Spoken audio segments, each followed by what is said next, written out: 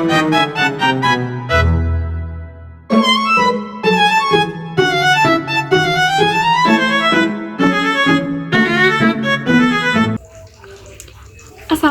warahmatullahi wabarakatuh.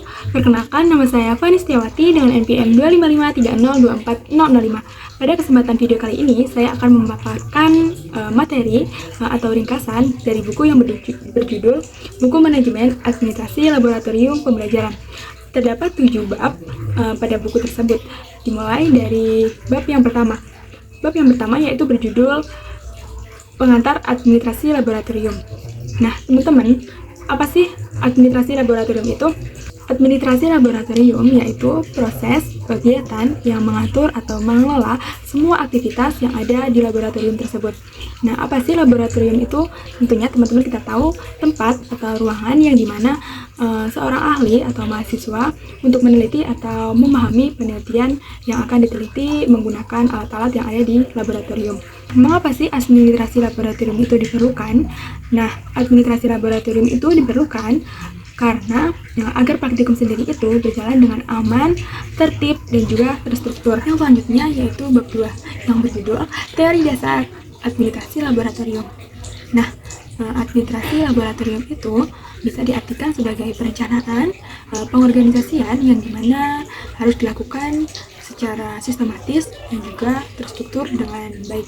Nah, apa sih tujuan dari penggunaan administrasi laboratorium ini? Tujuannya agar penggunaan alat, bahan, dan juga waktu itu menjadi lebih efektif. Yang ketiga yaitu bab 3 yang berjudul Inventarisasi Sarana dan Prasarana. Apakah itu inventarisasi? Inventarisasi yaitu pencatatan semua fasilitas yang ada di laboratorium. Jadi semua alat, bahan, ruangan maupun meja-meja dan kursi, semua alat yang ada, semua barang yang ada di laboratorium tersebut itu dicatat dalam inventarisasi sarana dan juga prasarana tersebut. Nah, pada bab 4 kali ini terdapat judul yaitu pengadaan alat dan bahan laboratorium. Pasti pengadaan alat dan bahan laboratorium ini dan mengapa penting? Mengapa penting untuk pengadaan alat dan juga bahan di laboratorium? Nah, yang pertama, pengadaan alat dan bahan. Pengertian alat dan bahan laboratorium itu yaitu proses menyimpan alat dan juga bahan untuk praktikum atau bahan saat praktikum. Nah, pengadaan ini disesuaikan dengan kebutuhan praktikum. Jadi, harus disesuaikan. Jadi, pengadaannya itu tidak dilakukan secara sembarangan, sesuai dengan kebutuhan yang dipraktikumkan. Pengadaan alat dan bahan laboratorium itu harus disesuaikan dengan kebutuhan mahasiswa atau kebutuhan saat praktikum. Sebagai contoh, kita membutuhkan alat mikroskop, yaitu 5 mikroskop. Nah, pengadaan alat ini harus disesuaikan dengan kebutuhan 5 itu. Jadi tidak boleh lebih ataupun kurang. Harus disesuaikan dengan kebutuhan. Yang selanjutnya yaitu bab 5. Terdapat judul dalam buku yaitu Manajemen Pemeliharaan dan juga Perawatan.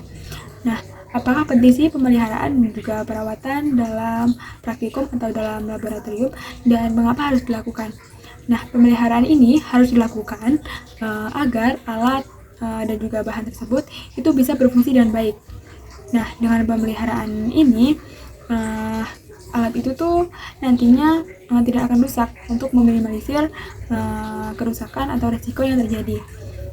Nah, terdapat bentuk perawatan. Kita sebagai pengguna itu juga harus melakukan perawatan atau pemeliharaan secara terstruktur. Terdapat bentuk perawatan atau pemeliharaan. Yang pertama, kita itu bisa membersihkan alat setelah selesai digunakan setelah praktikum. Jadi setelah praktikum kita itu membersihkan alat tersebut. Jadi tidak membiarkan kotor agar alat itu tuh bersih dan tidak ada kotoran saat disimpan dalam waktu jangka panjang. Nah, yang kedua, mengembalikan alat tersebut ke dalam tempatnya. Jadi setelah selesai digunakan dan dibersihkan, alat tersebut bisa disimpan ke dalam tempat yang semula awal kita ambil. Nah, terus yang ketiga,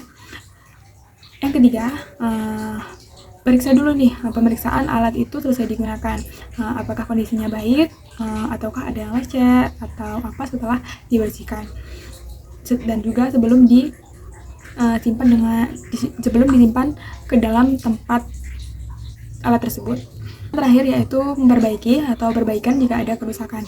Jadi sesuai dengan SOP yang sudah dijelaskan di awal, untuk kita menjaga, memelihara, dan juga merawat alat tersebut, jika terjadi kerusakan, itu kita harus memperbaiki atau menggantinya sesuai dengan barang tersebut.